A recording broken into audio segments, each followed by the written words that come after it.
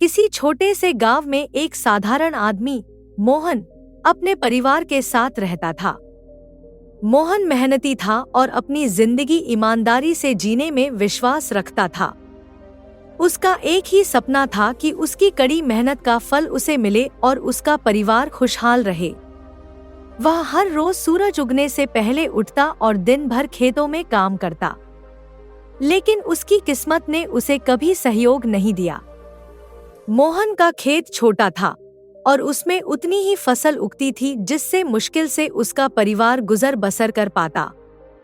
कभी कभी तो बारिश न होने से उसकी फसल पूरी तरह से बर्बाद हो जाती और वह कर्ज के बोझ तले दब जाता। लेकिन मोहन ने कभी अपनी मेहनत से मुंह नहीं मोड़ा। वह हमेशा सोचता था कि वक्त बदलेगा और उसकी मेहनत का फल जरूर मिलेगा। गांव में एक अमीर साहूकार भी रहता था जिसका नाम सेठ दिनकर था। सेठ बहुत धनी और प्रभावशाली व्यक्ति था और उसकी शान शौकत गांव भर में प्रसिद्ध थी। वह अपने धन के बल पर गांव के सभी लोगों को अपने अधीन रखने की कोशिश करता था। सेठ दिनकर ने मोहन को भी कई बार कर्ज दिया था। जब मोहन समय पर कर्ज नहीं चुका पाता तो सेठ उसे बहुत ताने मारता और कहता, मोहन, तेरे जैसे लोगों की किस्मत कभी नहीं बदलती। तू हमेशा गरीब रहेगा, चाहे जितनी भी मेहनत कर ले। मोहन ये बातें सुनकर भी धैर्य रखता और चुपचाप अपना काम करता। उसकी पत्नी सविता उसे हमेशा दिलासा देती, मोहन, ईश्वर पर भरोसा रखो। वक्त हमेशा एक जैसा नहीं रहता। मेहनत का फल जरूर मिलता है। वर्षों ऐसे ही बीत गए। एक दिन गांव में अचानक मौसम ने करवट ली। जहां पूरे गांव के लोग बारिश न होने से परेशान थे, उसी साल मोहन के खेत में अच्छी बारिश हो गई। उसकी फसल ने इस बार उम्मीद से कहीं ज्यादा फल दिया।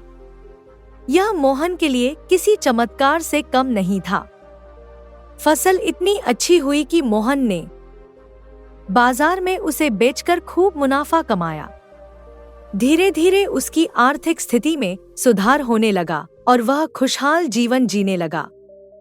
मोहन की कड़ी मेहनत रंग लाई थी। अब वह गांव के संपन्न किसानों में गिना जाने लगा। उसने अपने कर्ज चुकाए और अपने परिवार को एक अच्छा जीवन प्रदान किया। उसकी मेहनत और धैर्य की वजह से उसकी किस्मत ने करवट ली थी।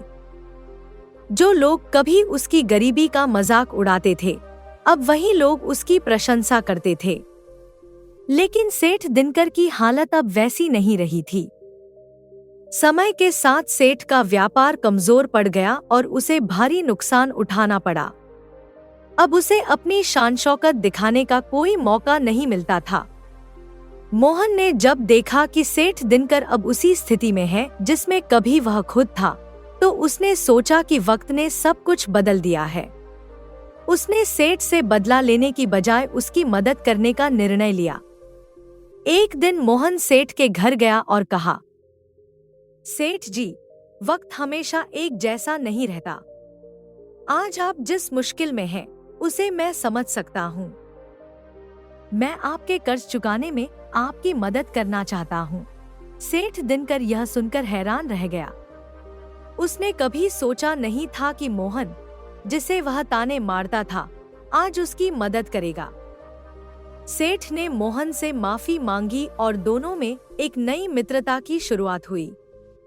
इस तरह मोहन ने साबित कर दिया कि वक्त का बदला जरूर होता है, पर उसका सही इस्तेमाल इंसान के स्वभाव पर निर्भर करता है।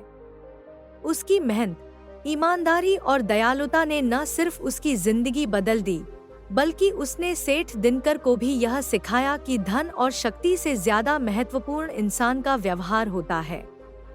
समय हमेशा बदलता है और हमें सिर्फ अपनी मेहनत और सच्चाई पर भरोसा रखना चाहिए। यही वक्त का सच्चा संदेश है।